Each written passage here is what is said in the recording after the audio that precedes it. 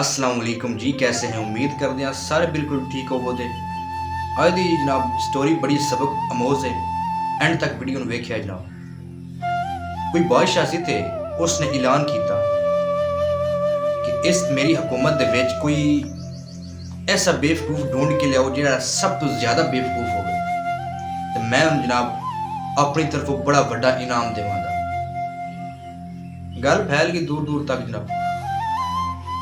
वजीर शुरू हो गए जनाब बेवकूफ ढूंढन। बड़ी बड़ी दूरों जनाब बेवकूफ आउण लग पे। बड़े टेस्ट किए जनाब बेवकूफ, बड़े वेखे इन्होंने सारिਆਂ ਦਾ टेस्ट किए जनाब, बड़े बेवकूफ आए। एक जनाब आखिरकार ऐसा बेवकूफ आ गया जिहड़ा सब तो ज्यादा बेवकूफ है।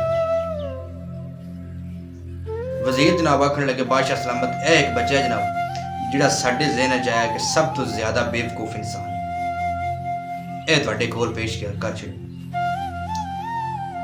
ਬਾਦਸ਼ਾਹ ਨੇ ਜਨਾਬ ਆਪਣਾ ਜ਼ੇਵਰਾਂ ਵਾਲਾ ਹਾਰ ਲਾਇਆ ਤੇ ਉਹਦੇ ਗਾਲੇ ਪਾ ਛੜਿਆ, ਉਹਨੂੰ ਦਿੱਤਾ। ਬੜਾ ਖੁਸ਼ ਹੋਇਆ ਜਨਾਬ बेवकूफ ਕਿਹੜਾ ਆਇਆ ਸ਼ਖਸ, तो बड़ा हंसता घाट हो गया।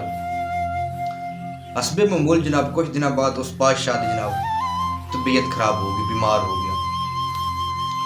उस बंदे ने बेवकूफ को पता लग गया कि मेरा बादशाह सलामत जड़ा है मेरे के इनाम दिता सी कि वो बीमार हो गया, कोई तबीयत खराब ही होंगी।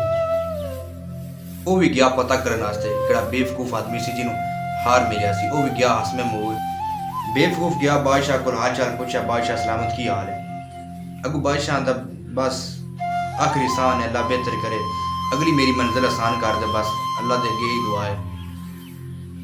बेवकूफ पूछता बादशाह सलामत तुम कितने जा रहे हो? बादशाह अगू आंदा बादशाह मैं जा रहा इस दुनिया तो छड़ के जा रहा अगली दुनिया वो भी बड़ी वड्डी दुनिया है।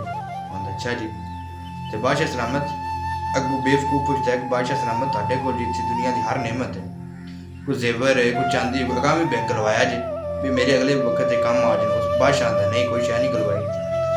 मोड़ आंदा है कोई तुहाडे कोल जो इन्ने महल ने, तुहाडे कोल VIP बैड, मतलब हर चीज़ नेमत तुहाडे कोल कोई चीज़ गलाई जे अगामी भी जिहड़ी तुहाडी काम आ जाए उत्थे जाके तुसीं जाना रहना ही उत्थे मुड़ कोई गलवा छड़नी है। बादशाह आंदा किवें दी गल्लां करना, उत्थे कोई चीज़ नहीं जाती, कोई नहीं चीज़ गलाई। मुड़ आंदा कोई तुहाडे कोल इन्ने नौकर ने, चाकर, वजीर तुहाडी खिदमत वास्ते कोई अगामी गलाए जे? बादशाह आंदा कोई नहीं गलाए। ठीक है, उस बड़ा काम किया कोई जिहड़ा बेवकूफ इंसान से, उस बड़ा काम किया।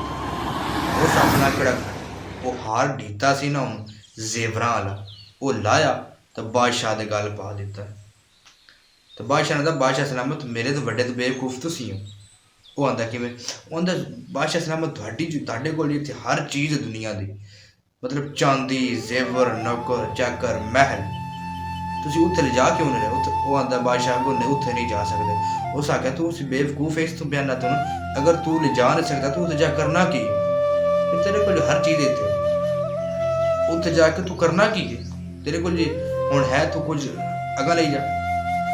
ठीक है, तो बाकी इस किहड़ी बेवकूफ ने गल की बड़ी वड्डी गल कर छड़ी अगर कोई समझण वाला होवे तो। ठीक है, उसने ये दसिया है कि दुनिया की हर नेमत तुहाडी इत्थे रह जानी, उत्थे जानी है सिर्फ तुहाडा तन जाना या तुहाडी रूह जानी। समझाई गल दी? इस बेवकूफ ने इस बादशाह ने जनाब उस इन्ने को वड्डी सबक दे छड़िया इस चीज़ का, वो नेक रहम दिल हो जाए। ये कुछ समझण वाला होवे तो बड़ी वड्डी गल है। ठीक है, कि हर बंदे की समझ गल नहीं आती, ये गल उहदी समझ आती कि वेला लग जाता है। ठीक है, तो गल पसंद आई हो तो लाइक सब्सक्राइब ज़रूर करें। अल्लाह हाफिज़।